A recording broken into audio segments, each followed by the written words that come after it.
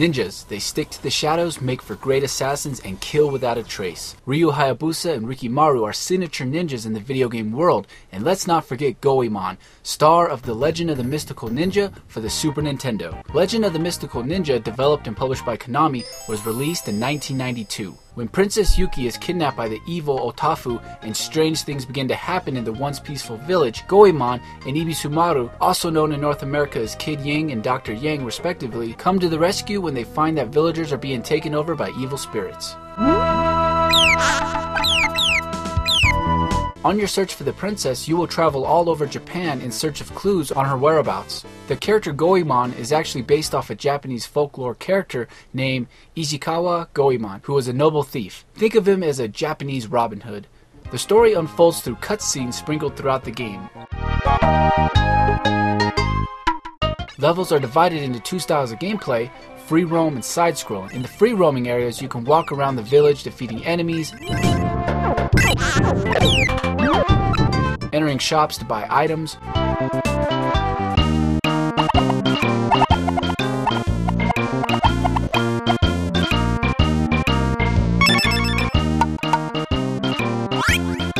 talking to the townspeople for clues, and more. Other areas in the game will switch to a traditional side-scrolling perspective, where your main goal is to defeat the enemies,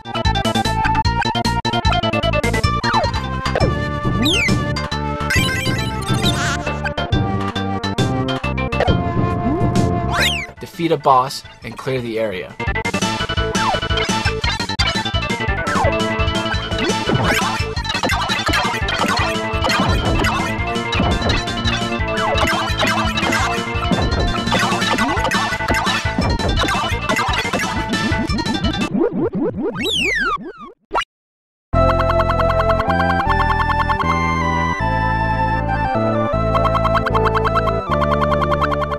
As your primary weapon, you are armed with a kasuru, which is a Japanese pipe used for smoking.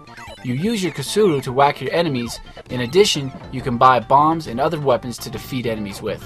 And once you take down an enemy, they will leave behind coins, scrolls, and other useful items to collect. Now sure, collecting coins in the game may seem mainstream, but this goes deeper in the Legend of the Mystical Ninja. You can use the coins not only as one of your weapons to throw at your enemies, but throughout the game you will come across tons of shops where you can purchase items and food which will regain your health. In addition, RPG fans will love this by the way, when you enter a majority of the houses, you can use the coins to participate in a variety of activities. Everything from playing mini games, such as this one that resembles the classic Breakout. You can jump in a sauna for some R&R.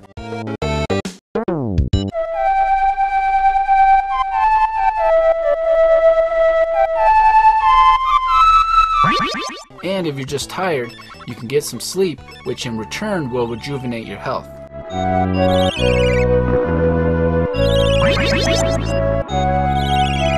All of these activities will require the coins, but not to worry, you'll have an infinity amount of enemies to do battle against and collect those coins. As you play the game, you will find that your character can acquire Judo abilities consisting of 4 levels. Level 1 will grant your character the ability to summon an animal to ride on and barge through enemies, very similar to Rombi the Rhino in Donkey Kong Country. Level 2 unleashes a deadly attack which will destroy all enemies on screen.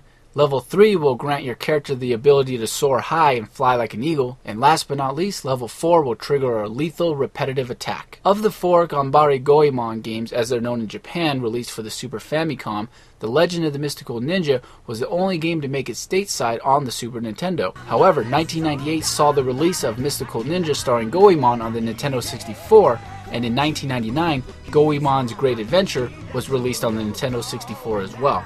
Wii owners can enjoy The Legend of the Mystical Ninja in all its 16-bit glory on the Wii Virtual Console, released on April 30th, 2007 for 800 Wii points. Legend of the Mystical Ninja features 2-player co-op where one person plays as Kid Yang and the other assumes the role of Dr. Yang. You work together by jumping on the other's back. At this point, one player controls the movement while the other does all the attacking. The Legend of the Mystical Ninja is a game of epic proportions. The amount of gameplay that is jam-packed in this cartridge will leave you speechless. And despite its heavy Japanese references and themes, the game quickly became a fan favorite in the US. Casual gamers and RPG fans alike will surely find something to love about this stellar Super Nintendo title. Until next time, this is Jim Combs saying, if you see me dye my hair blue, you know I have Goemon fever. See you next time on Video Game Saga's Vintage Play segment. Be there or be square.